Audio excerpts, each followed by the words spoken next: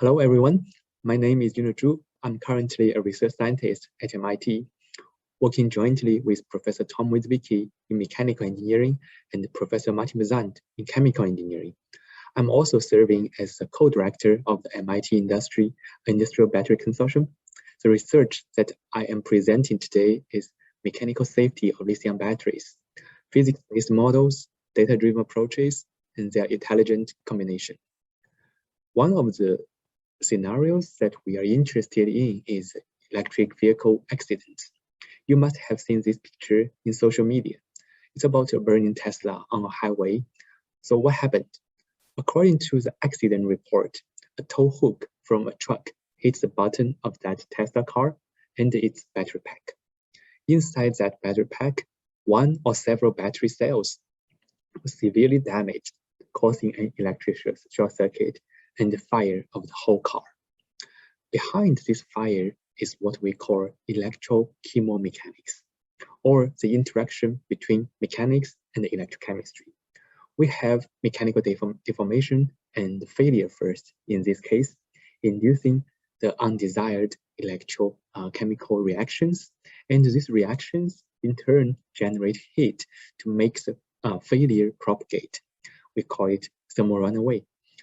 There have been many nice experimental studies, and the mechanisms of such accidents, in my opinion, is already quite clear to us. However, modeling this accident is still a very complex problem. The complexity stems from three sources. First, the system spans multiple scales, both in length and in time. Here, I'm only showing you the length scale. So the second source of complexity is multiple materials, phases, and physics. At the particle level, we see phase separation, and the electron level, we can define the electrochemistry and plasticity and flow of the granular media, and there are much more, and I just named a few examples. The third source is called curse of dimensionality. In other words, the complexity of the system increases exponentially with the number of variables and degrees of freedoms. So looking at this battery, our team is now able to establish models and theories at each scale, but it is extremely hard to develop one unified model that can cover several scales. So in today's first part of today's talk, I will show you how our team followed a physics-based roadmap to predict the failure of lithium batteries. And the background is the Tesla accident. When an external object hits the bottom of the car, it can deform the battery cells. Indentation tests actually are commonly used to mimic this scenario, and the X-ray CT scanning is now a popular choice to visualize the damage. But a cheaper and sometimes more effective way is to cut the cross-section of the cell, polish it, and do microscopic imaging. There are nice pictures made by our colleagues at Oak Ridge National Lab. So after zooming in, we can see that there is a clear sign of shear fracture of the structure, which causes the mismatch in the contact between the positive and negative electrodes. That means a short circuit. So today time is very limited for my presentation, so I just want to use one slide to show you how the physics-based roadmap look like. In the past 5 years, our team started from micro testing of the battery components. Using the mechanics learned from those tests, we first established an finite element model of the drained layered structure, then extended it to polymechanical by including the flow of electrolyte. Finally, we added electrochemistry and thermal effects. We use those models to reconstruct the EV5 accident, and at the same time, we performed a cell-level damage assessment with X-ray CT scanning to validate our model.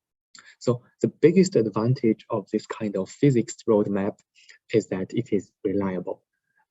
Let me take two models out to support my statement. So this is the detailed finite element model of the whole battery cell. every single layer is characterized as a continuum a layer with fine mesh size. Here, I'm showing you the deformation pattern on the cylindrical road indentation, and we can already see clearly that there is shear localization. We also examined the force displacement response taken at the rigid indenter. The solid line is the experimental data, and the blue dots are the numerical simulation prediction. We see almost perfect agreement despite a small overshooting in the end. Actually, I want to say that in today's talk, this small figure is my personal favorite because it delivers a very important message to you about physics-based roadmap, which is that as long as the physics is correctly learned, there is no need for computational tricks. We simply put all the layers upon each other and gave them the correct constitutive laws, and the result is already very good. So what is even more exciting is that we compared the shear localization pattern with the high resolution micro CT scanning. Again, we found a very good match, which suggests that our modeling of the solid skeleton is very successful.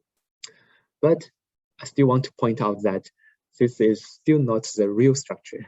Actually, in reality, as I already mentioned, there is liquid electrolyte. During the deformation induced by external load, the electrolyte can be squeezed and should be micro flows between the particles that can contribute to mechanics. To validate this mechanism, we performed two groups of control tests. So in the first test, we performed compression tests on the drained dry solid skeleton samples on 5 different loading speeds.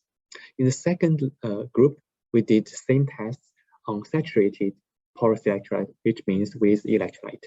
So clearly there is a dynamic effect. The stiffness increases with loading speed. Therefore, we developed a poromechanic model, and I'm not going into details, but I can show you the result. Using this theory, I got very good prediction of the saturated porous media, which are the dashed lines here in this slide. So let me briefly summarize the physics-based roadmap, actually the modeling approach. We learned physics at material level, microly, and we developed detailed models to predict the mechanical properties. However, this kind of model is computationally expensive and cannot be used for car simulation. So the question is, can we scale up our success of the detailed models?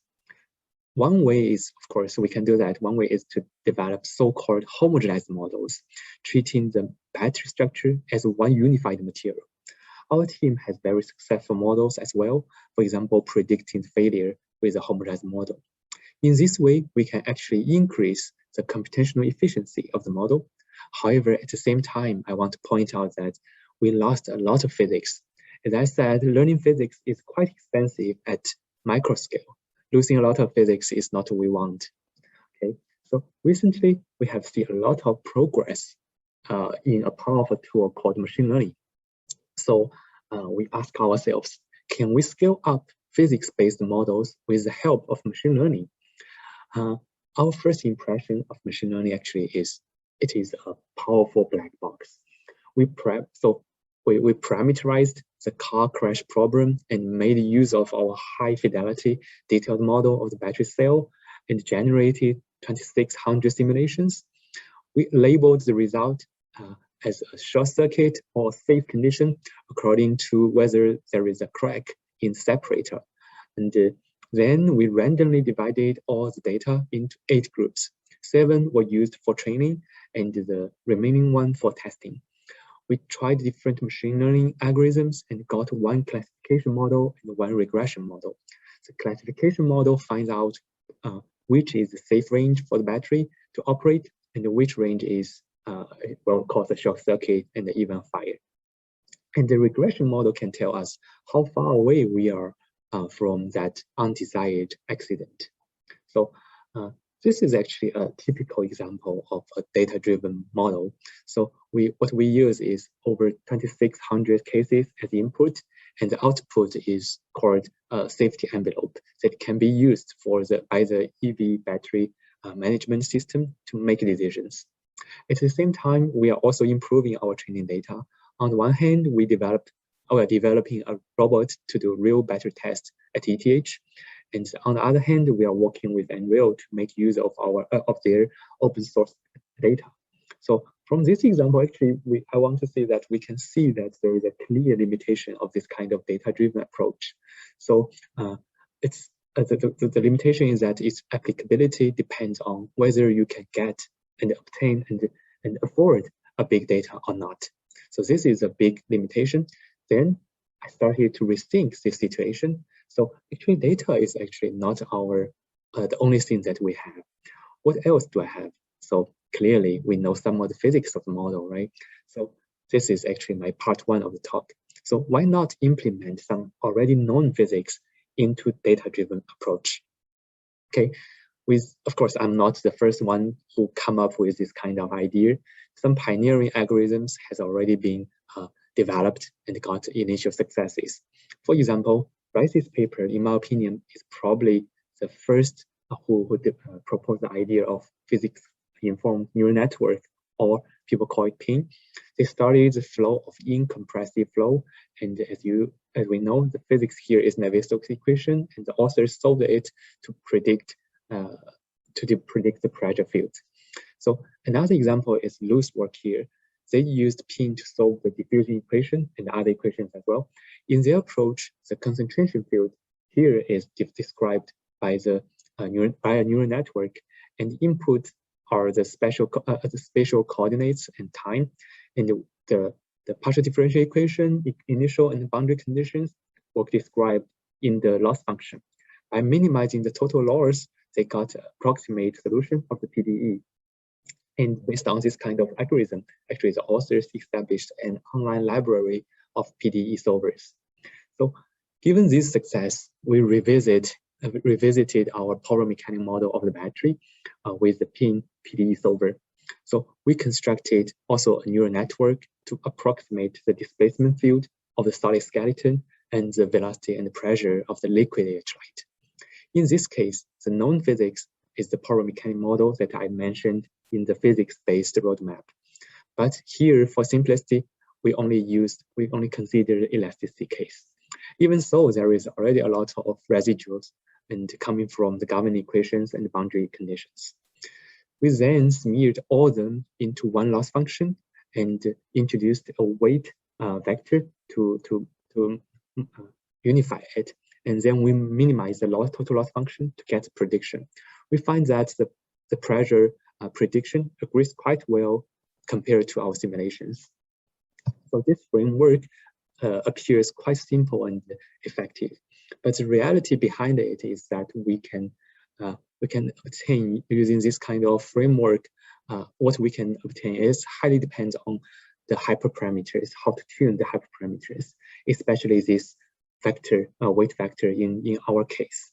Okay, and it took actually us even several months to get a very good, reasonable result.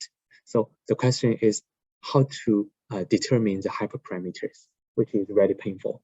So we carried out a very careful study on a simpler case, which is an elastic plate under in-plane loads. Now this is a 2D problem, and the residuals are just forced by balance equation in two directions and four boundary conditions. The weight vectors here are just like 6 components to be determined. We compare two ways. One is optimization, tuning these parameters, and we compare it to FE simulation.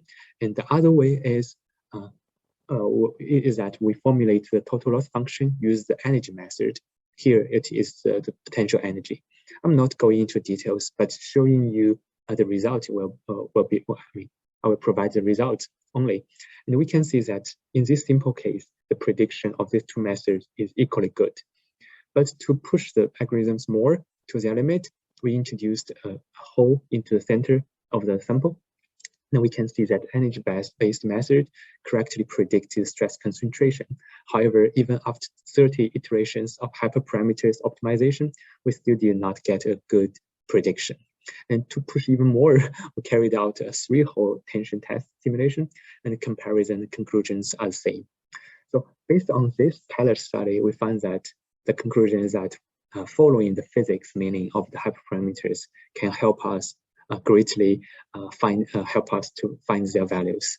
In this case, physics is the energy principle. Okay. So let me briefly summarize, because time is very limited, summarize my presentation. There is trade-off between physics and data. And at micro scales, data available to us is very small, but physics can usually be clarified. With the physics-informed neural network method, we can now implement the physics into algorithms and give the prediction. But at the micro scales, physics is usually hidden behind the big data. If data is accessible and affordable to us, we can make use of the purely data-driven method and get predictions as well. But in reality, more often, we know some physics and some data. What I did not show today is that we can also make use of develop hybrid algorithms. For this type of hybrid models, we seek the intelligent combinations of physics-based and data-driven approaches. So, okay. So at this point, I would like to close my presentation and thank you for presentation. Thank you for attention. And I also want to thank all our team members, collaborators, and our sponsors. Thank you.